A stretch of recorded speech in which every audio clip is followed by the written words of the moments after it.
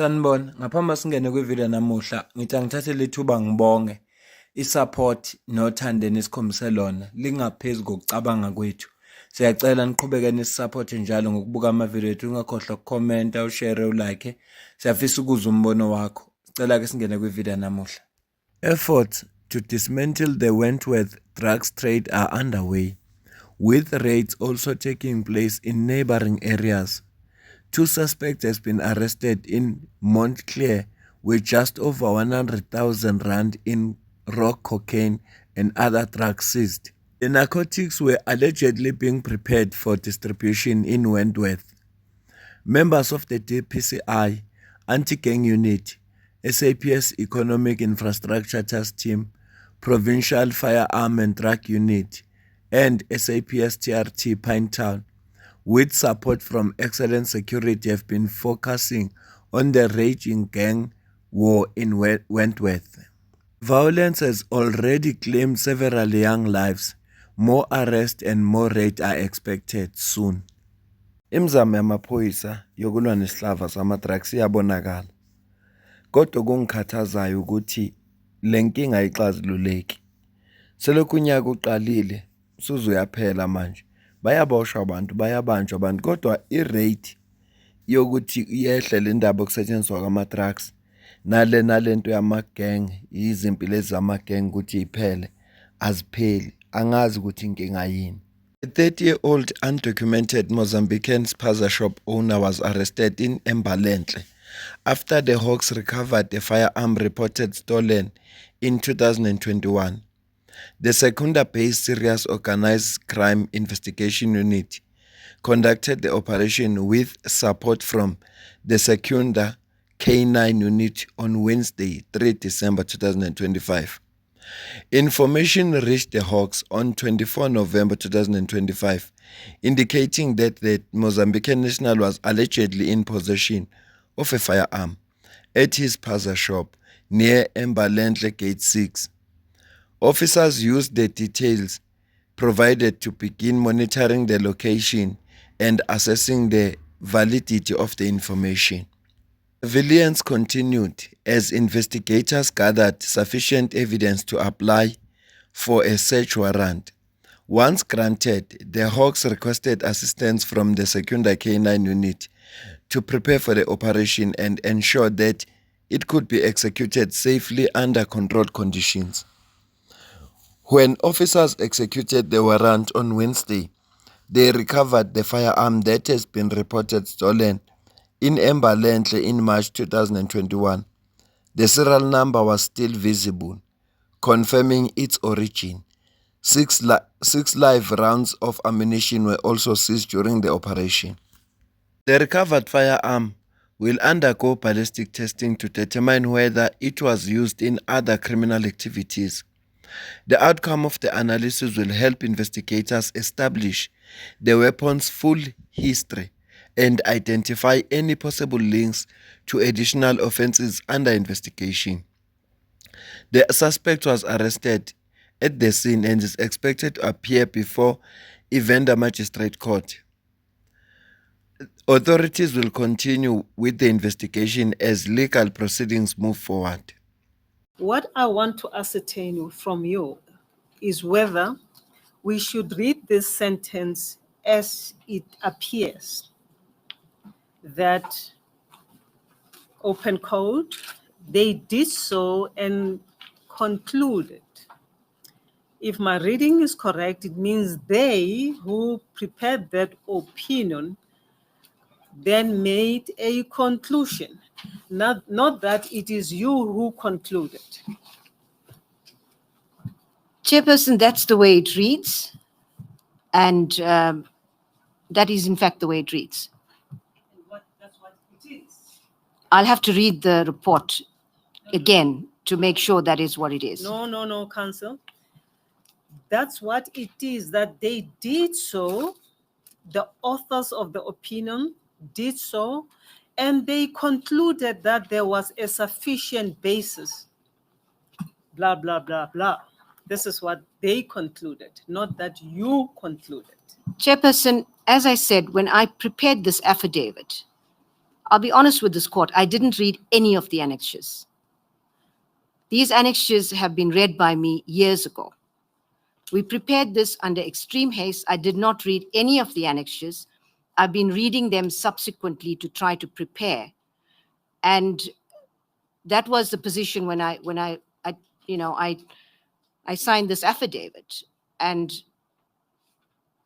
I agree, it reads as they did so and they concluded that there was sufficient basis, but I will have to look at it to make sure that what I signed to was in fact, accurately captured. Counsel, it is helpful to be very, very concise and not end up saying things that you don't want to say.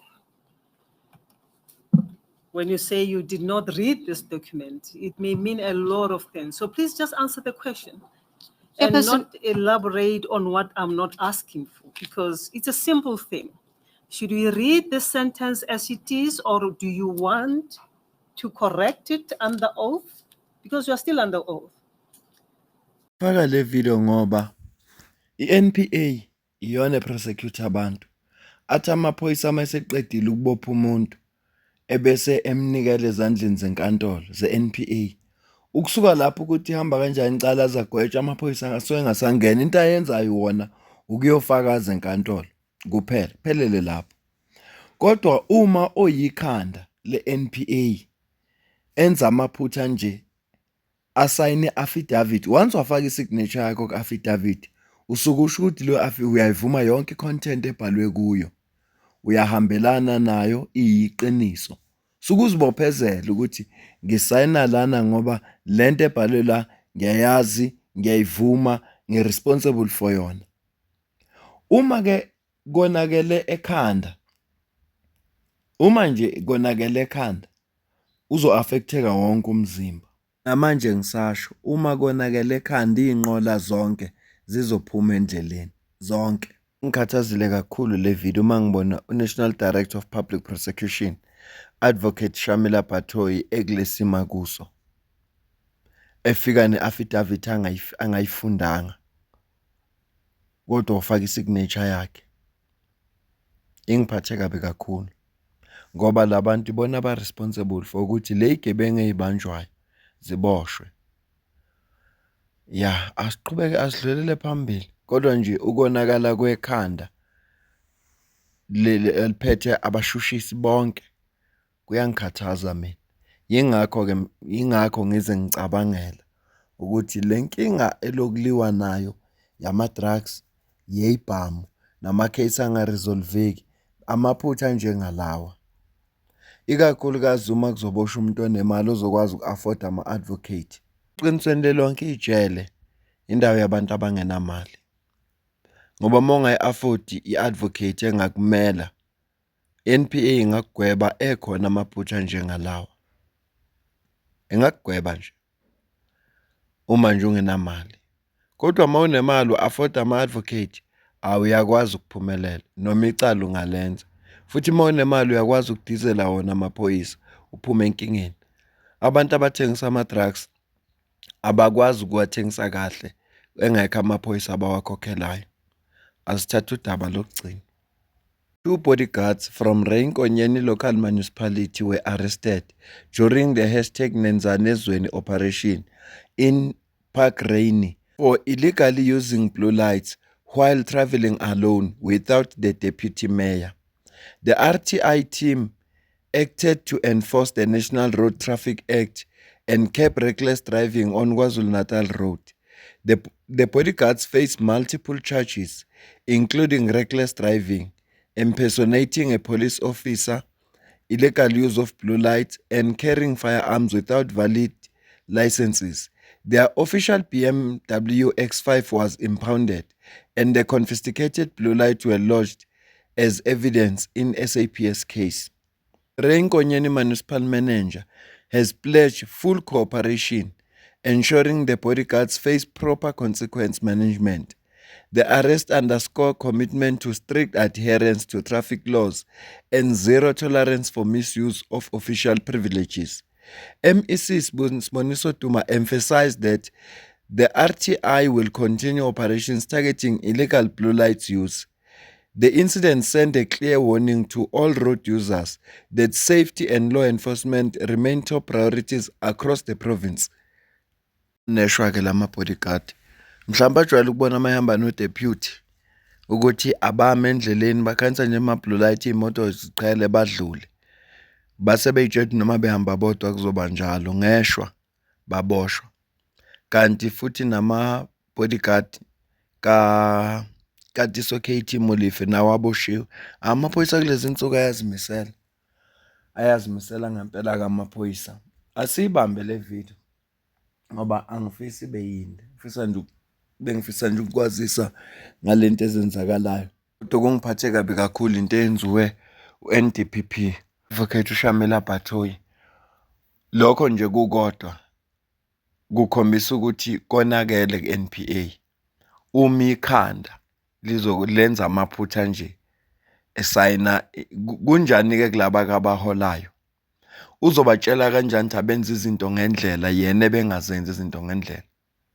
Uzobatshela kanjani? Ngoba phela she must lead by example. Angiyibambe le video ngicela ukuzukuphawula kwakho la comment section. Ngizwe ukuthi wena ubona kanjani. Ngale kwalokho mina nawe sidibane kwi video elandelayo ngiyabonga.